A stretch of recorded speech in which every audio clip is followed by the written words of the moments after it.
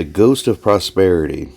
Some people say prosperity is a blessing, others say it's a goal, but very few ever talk about the shadow that follows it, the quiet presence, the invisible companion, the part that nobody prepares you for. Some call it luck, some call it pressure, some call it, some like to think of it as a ghost. The ghost of prosperity. It shows up the moment life suddenly gets bigger, and it follows you everywhere you go. Not to scare you, not to punish you, just to remind you that every rise in life carries a certain weight, a different kind of gravity. Prosperity changes the shape of your world, and anything that changes the shape of your world changes you too.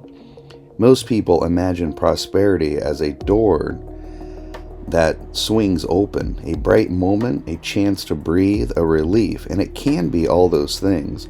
But when that door opens, something else walks through it, something quiet, something subtle, something that sits in the corners of your life and whispers, "Be careful.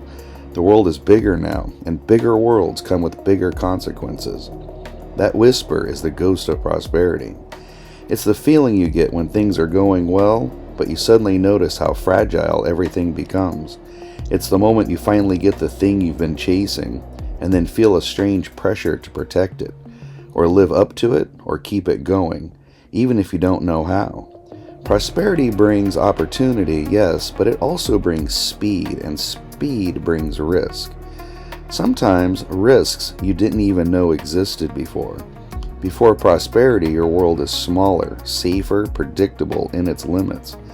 Your choices stay close to the ground, but the moment life expands, the edges get farther away, and the fall becomes longer.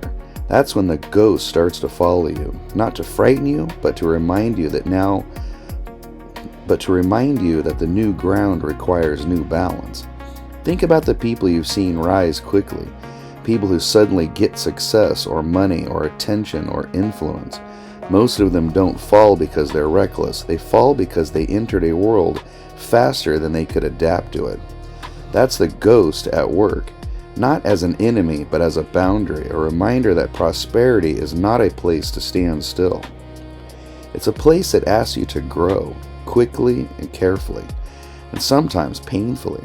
Because prosperity changes your environment and your instincts don't update overnight, some people feel guilty when they succeed. Some feel anxious, some feel exposed, some feel like they're walking through a room where everything is new, and every step echoes. That's the ghost, quietly saying, "Pay attention. The things you have now can lift you higher than you imagined, but they can drop you faster too." And yet, the ghost of prosperity is not against you. It wants you to be aware. It wants you to step with intention. It wants you to understand that sudden expansion requires slow understanding. The ghost teaches humility. It teaches patience. It teaches respect for the shape of your own life. People who ignore it often get overwhelmed. People who listen to it tend to grow into the kind of person who can carry prosperity without being crushed by it. Prosperity is not heavy. The responsibility that comes with it can be.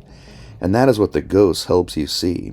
Not through fear, not through punishment, but through presence. It stands behind you when life becomes larger. It walks beside you when new decisions appear, and it waits for you to understand its message. If your world has grown, you must grow with it. Some people rise and stumble, and some rise and fall. Some rise and rise again because they learn to hear the ghost's warnings and its wisdom. The ghost of prosperity doesn't want you to retreat. It wants you to adjust.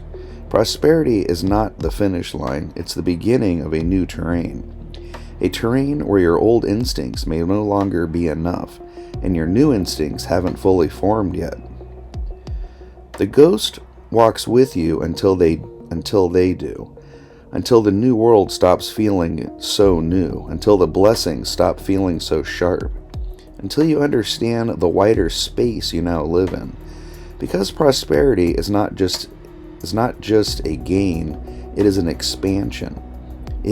And expansion always brings a shadow, not to harm you, but to balance the light.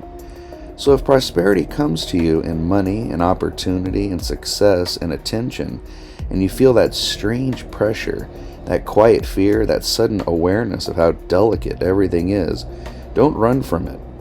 That's just the ghost, the one that follows every rise, the one that asks for mindfulness as life becomes larger, the one that wants you to grow into the version of yourself who can hold what you've earned and not be overwhelmed by it. The ghost of prosperity walks with everyone who rises, not as a curse, not as a punishment, but as a reminder. New heights require new balance. And if you can understand that, the ghost stops being frightening. It becomes a guide, a warning, a quiet teacher. Prosperity doesn't have to be dangerous. It only becomes dangerous when you move faster than our wisdom. When we change our circumstances faster than we change ourselves. But if you grow at the pace of your own life, if you honor the ghost instead of ignoring it, then prosperity becomes something stable, something sustainable, something that lifts you instead of chasing you.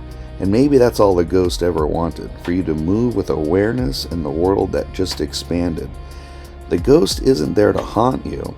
It's there to help you stay grounded as your life becomes larger than you ever expected.